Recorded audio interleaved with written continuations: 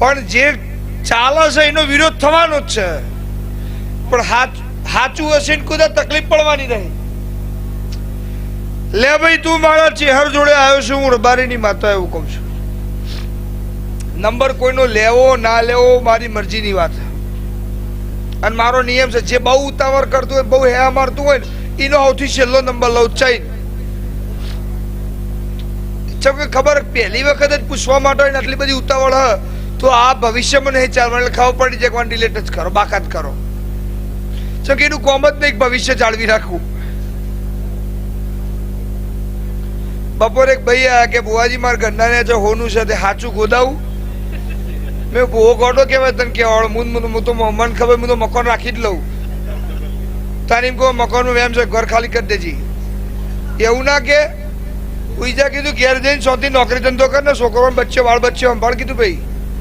ના કે મકાન ગોદાઈ જાય ફેર તળિયું કરવાના પૈસા નહીં ભાઈ, આ તળિયું દારૂ તૂટી જાય.